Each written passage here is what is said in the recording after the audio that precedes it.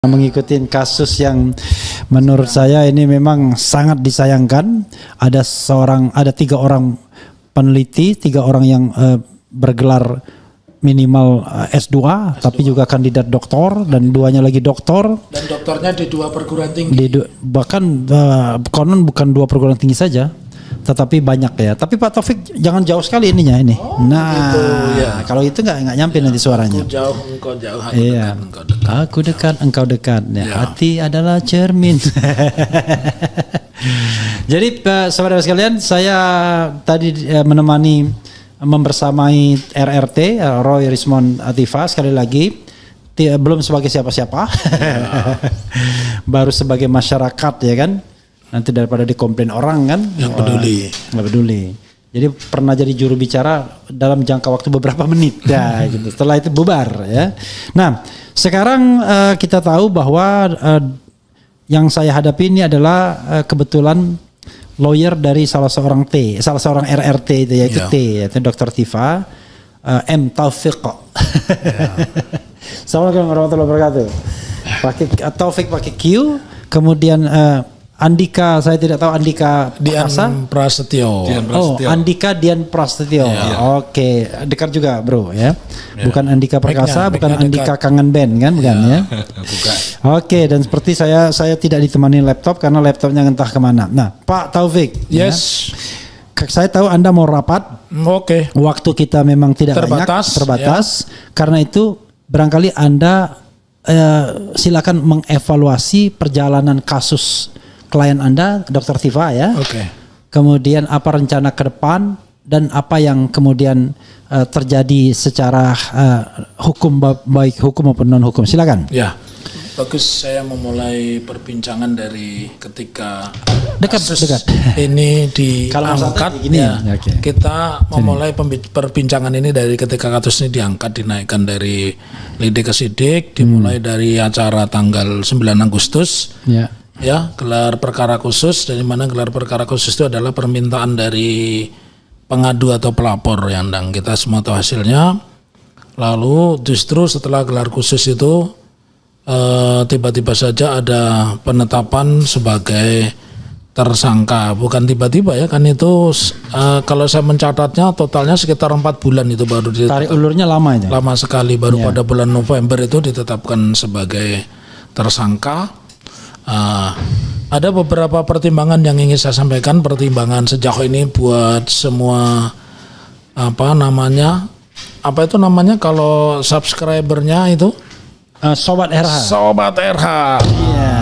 Sobat RH ya, saya mau sampaikan yang pertama bahwa ketiga klien kami Roy Rismond Syanipar dan Tifa itu posisinya aman-aman saja itu artinya kita harus memaknai bahwa dia sebagai orang merdeka, sekalipun ada dinamika di dalam pertemuan di Komisi Reformasi Kepolisian.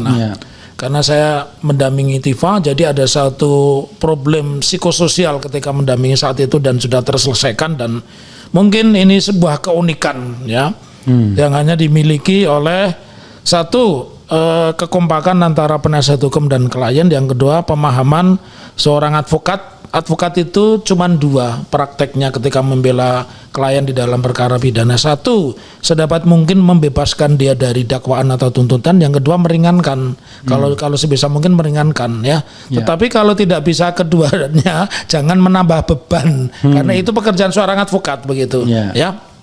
Nah, lalu saya jelaskan di dalam peristiwa perkembangan selanjutnya, Dr. Tifa ini kan ditanya sekitar 163 pertanyaan, tetapi kita selesaikan dengan satu jawaban. Jadi biar paham, 163 itu ditanyakan semua, makanya waktunya 10 jam, tetapi setiap jawabannya sama. Bukan 163 dijawab dengan satu pertanyaan. 163 juga dijawab dengan 163, tapi kalimatnya sama. Apa kalimatnya? Saya hanya bersedia diperiksa jika ijazah asli ditunjukkan dan laporan polisi mereka diperlihatkan kepada saya. Kenapa? Karena inilah tadi yang saya bilang, pekerjaan penasihat hukum itu meringankan, syukur-syukur membebaskan. Kenapa saya bilang?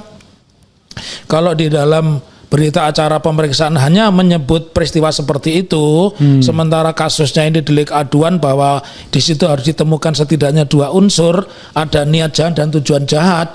Dan kalau itu perkara yang berkaitan dengan pasal 310, 311 yang ancamannya itu paling tinggi adalah 4 tahun, ya, kemudian ditambah pasal 27 ayat 3 27A ya, kemudian pasal 32, pasal 35, pasal 45 dan pasal 48 ya. Saya kalau mengatakan sebagai seorang ahli pidana itu klasternya, kelompoknya, golongannya itu adalah golongan penghinaan. Kalau penghinaan sekalipun dengan menggunakan undang-undang yang ancamannya tinggi, tetap menginduknya itu sebagai delik aduan yang absolut. Absolut itu hanya bisa diperiksa kalau yang merasa dirugikan mengadu begitu ya. Nah, singkat cerita apa yang kami sampaikan di situ sampai dengan 10 jam pemeriksaan itu yang kemudian berakhir dengan diperbolehkannya pulang ya, diperbolehkannya pulang dengan satu catatan, harus wajib lapor. Meskipun kalau kita bicara menang-menangan wajib lapor itu di KUHAP nggak ada. Tapi ini kan sebuah mekanisme polisi dan jaksa untuk mengontrol supaya keberadaan klien atau seseorang itu di mana. Lalu itu yang kedua.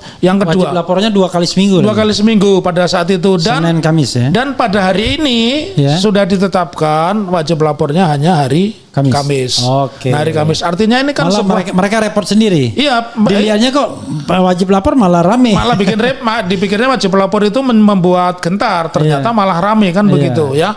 Nah, itu perkembangan saat ini. Jadi Bang Refli. Lalu sebelum nanti muncul pertanyaan berikutnya, apa yang kami lakukan di akhir pernyataan? Ada closing statement juga di dalam berita acara pemeriksaan. Apa kalimat yang Anda tambahkan? Saya bilang kepada Bu Tiva, tolong sampaikan kata-kata bahwa kita akan menghadirkan saksi yang meringankan, kita akan menghadirkan ahli, dan kita akan tetap konsisten jawaban kita bahwa hanya bersedia menjawab jika ijazah asli ditunjukkan dan laporan itu. Nanti kalau saksi dan ahli akan begitu juga? Kalau saksi dan ahli tidak dong. Kan saksi dan ahli itu orang yang mengatakan peristiwa yang menimpa Dr. Tiva itu bisa dikenakan pidana apa enggak, kan begitu. Berbeda kan? Saya kira syarat yang ditunjukkan begitu juga didoktrin. Bukan, maksud saya di dalam pernyataan terakhir ada 3 kalimat. Dengan saksi meringankan, menghadirkan ahli, kemudian yang ketiga ya kan, saya tetap akan melanjutkan pemeriksaan kalau ditunjukkan ijazah dan apa. Kalau enggak ya cukup 1 kali aja. Ya cukup 1 kali saja. Oke, Pak Taufik ya. Teknik seperti itu apakah akan baik atau merugikan atau menguntungkan klien sesuai? Nah, itu satu pertanyaan menarik. Tetapi kalau menjawabnya orang yang punya pengalaman long experience dan sudah praktek, itu sudah kami lakukan. Saya ini kebetulan bersama Andika ini. Dulu kita mendampingi, kalau tidak salah itu 2 tahun yang lalu ya. Jadi ada 4 pegiat lingkungan hidup. Yang satu didampingi oleh salah satu lembaga bantuan hukum. Saya tidak menyebut begitu karena apapun strateginya itu kami tetap rekan begitu. Oke, lembaga bantuan hukum di Jakarta. Di Jakarta ya, karena kebetulan nggak boleh nyebut LBH gitu ya. Nggak, saya tidak boleh menyebut begitu karena strateginya berbeda dan akibat hukumnya berbeda. Nggak boleh menyebut LBH Jakarta. Ya, gitu. Tidak boleh menyebut. jadi ceritanya ada 4 pegiat lingkungan hidup dianggap melakukan pencemaran nama baik sebagaimana yang dituduhkan.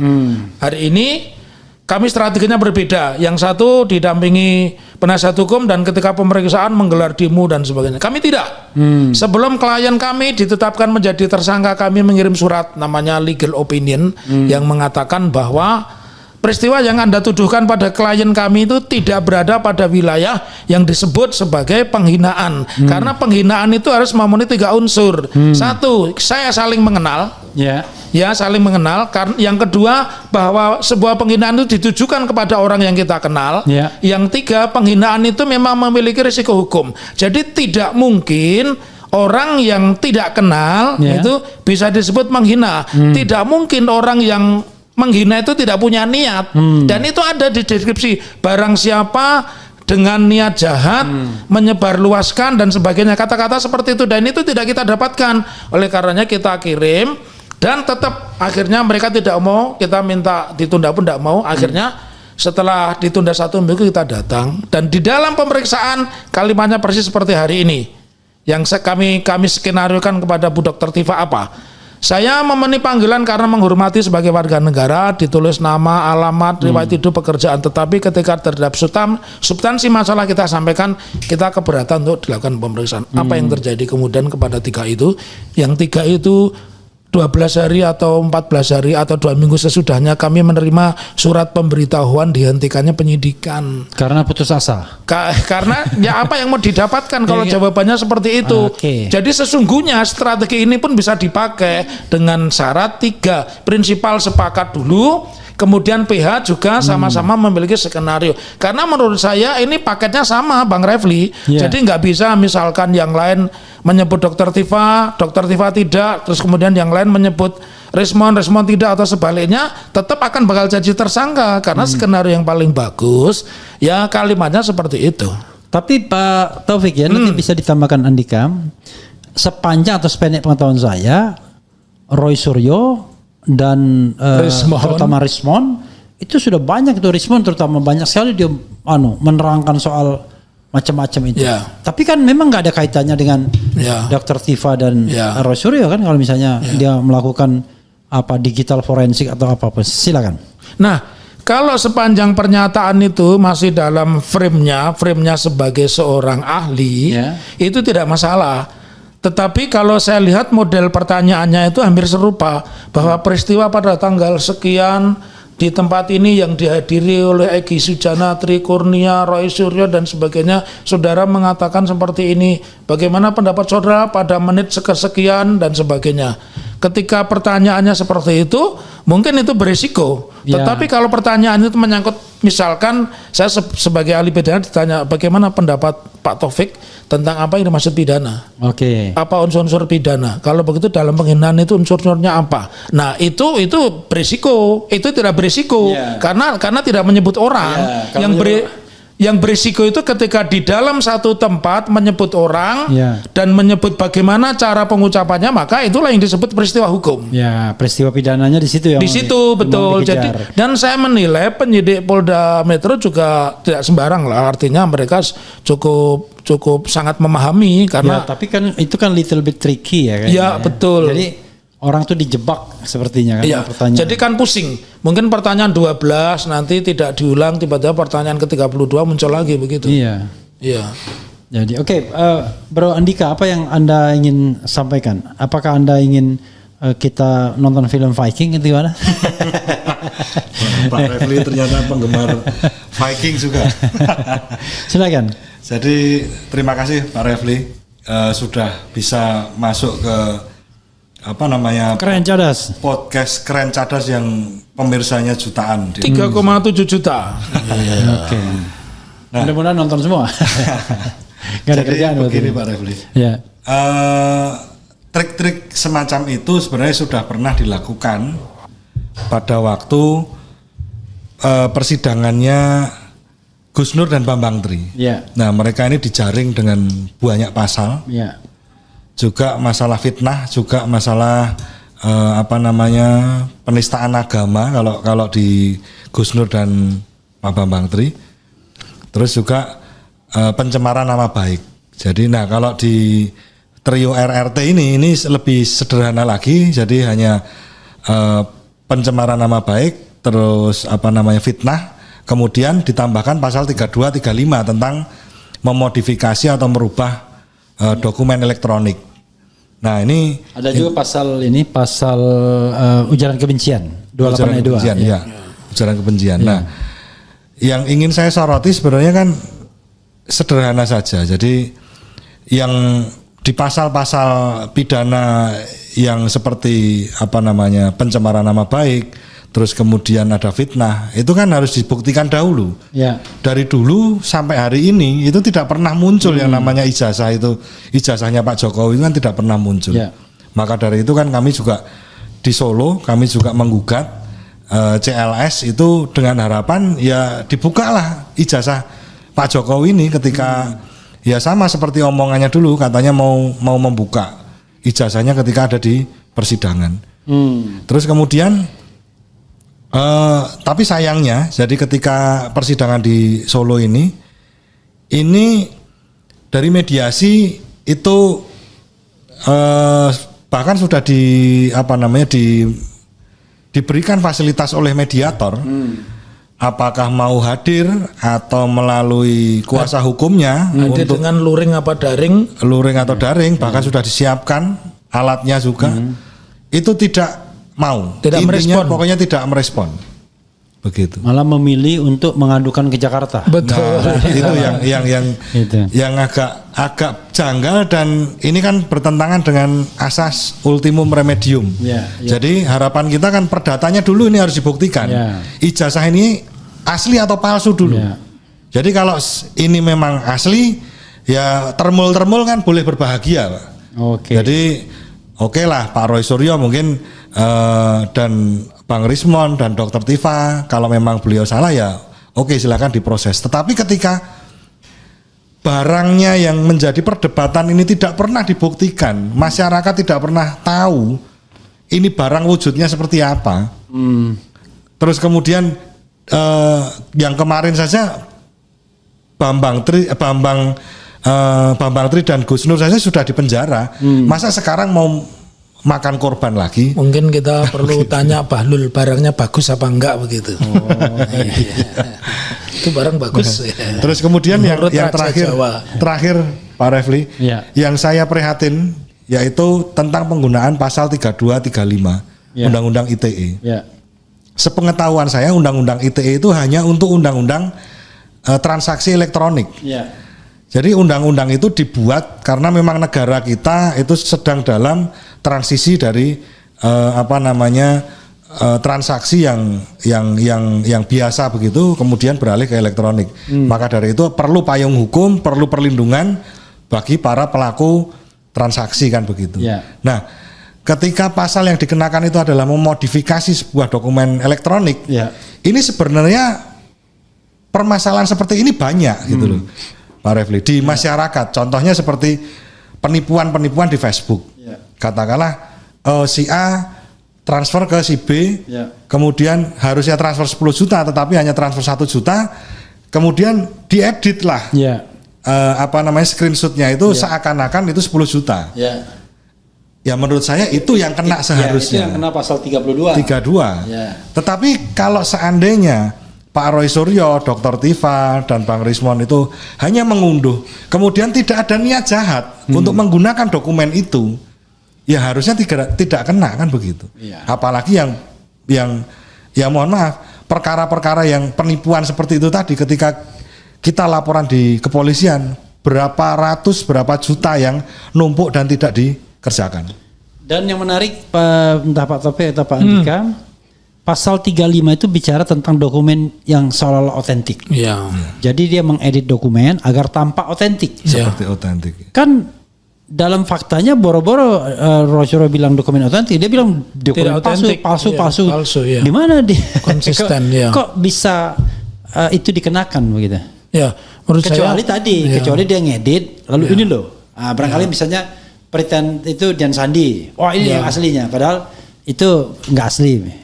Ini kan sebaliknya, dia justru ingin mengatakan itu tidak asli, tidak otentik. Lalu kenapa pasal itu tetap? Kalau kami mendampingi dari awal kan banyak orang terkejut ya. Banyak orang terkejut, itu layak mereka nanti pasti setelah pemeriksaan ditahan.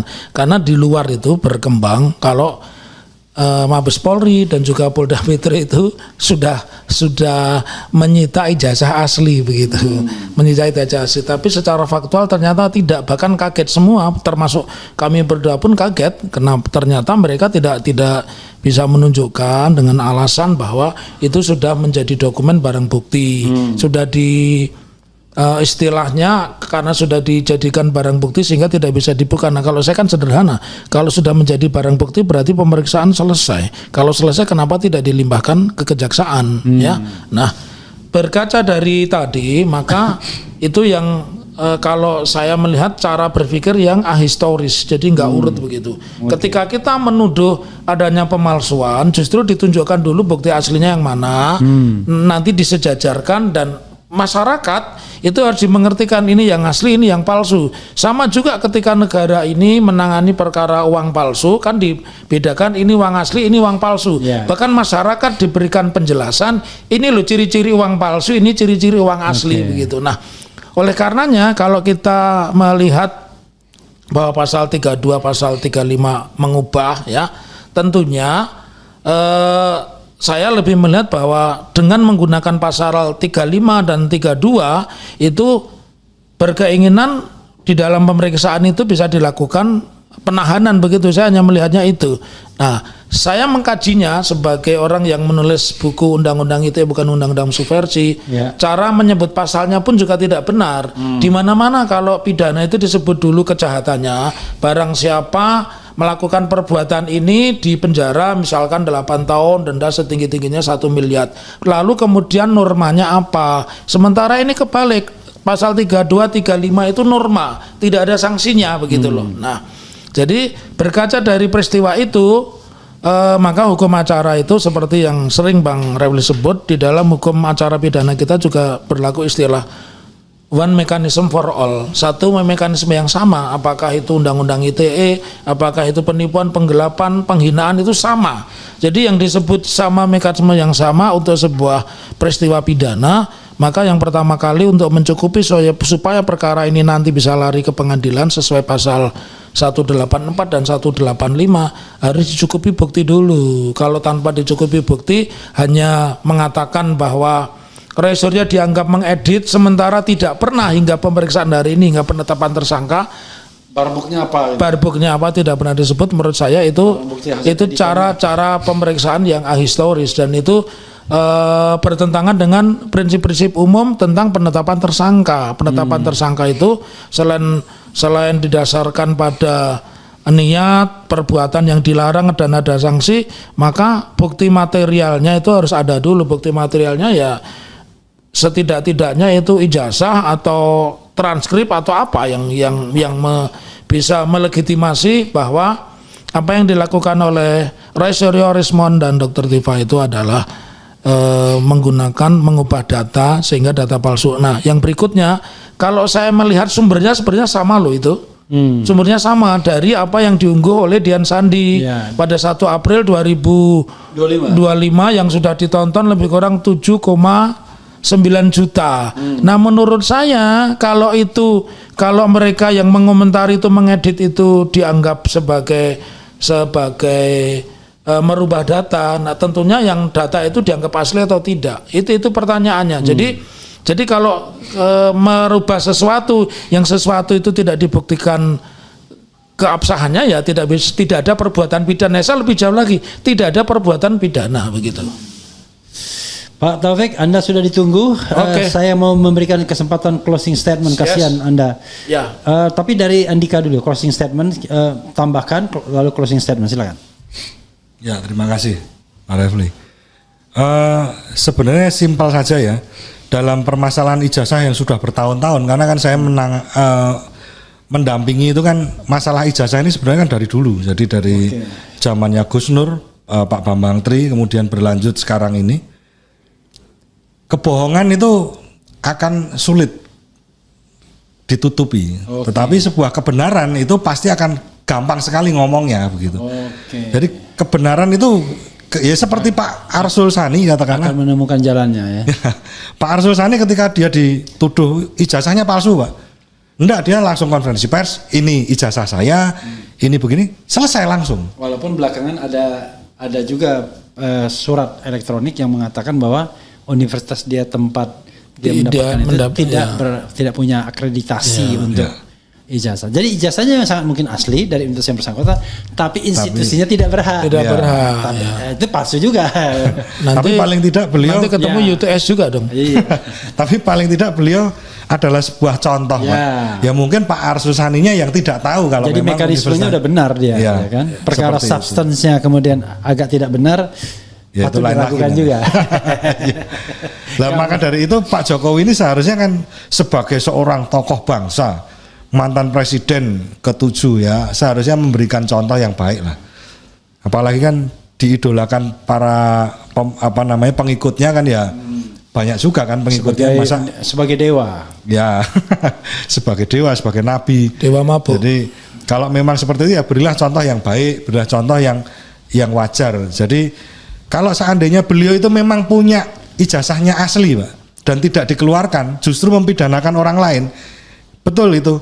Ada pernyataan yang ya kita harus lihat dulu kondisi psikologisnya bagaimana. Tapi kalau memang ya mohon maaf tidak asli, ya seperti ini. Kira-kira begitu, Pak. Pak Taufik, pakai Q. Saya ada 2 statement. Seringkali muncul pertanyaan, loh, itu polisi sudah menyatakan sah, kemudian UGM sah. Saya mengatakan sebuah peristiwa yang disangsikan kebenarannya dan sudah bergulir ke pengadilan, maka sah dan tidaknya yang menyatakan adalah pengadilan. Ya, itu sebagai seorang ahli pidana. Kemudian yang kedua, saya ingin mengatakan kaitannya dengan peristiwa ini tadi belajar dari Asrul Sani ya. Arsul sorry. Ya. Nanti itu dulu sutradara ya. Kalau Asrul Sani ya sudah almarhum. Ya. Kalau ini belum almarhum ya. Arsul Sani. Nah, saya ingin mengatakan begini. Di dalam teori hukum, apalagi kalau kita menganggap hari ini yang berlaku adalah hukum positif, maka cuma simpel sebagai ahli pidana saya mengatakan seseorang, apalagi negara, silahkan menegakkan hukum tapi dengan cara-cara yang tidak melanggar hukum. Dan ini ada pada peristiwa yang namanya Arsul Sani. Sekalipun dia dituduh melakukan kejahatan, dia membuktikan itu dan dia tidak menempuh langkah-langkah pidana karena mungkin juga khawatir ini ijazah beneran atau ruko kan begitu. Tetapi setidaknya ini yang saya katakan bahwa tesis yang terpenting itu tidak boleh seseorang menegakkan hukum itu dengan cara melanggar hukum. Harus kita hindari penjara, masukkan penjara dan sebagainya. Itu tidak dibenarkan. Dan itulah yang harus saya tentang. Tetap keras. Oke. Ya, saudara sekalian, sayang sekali ya, karena beliau ini akan rapat tim Dr. Tifa. Jadi sekali lagi memang walaupun mereka kompak RRT, tetapi memang mereka di backup oleh lawyer masing-masing. Masing-masing terakhirnya berbeda. Jadi mungkin jalannya berbeda, ilmunya juga berbeda, tetapi perbedaan di antara kita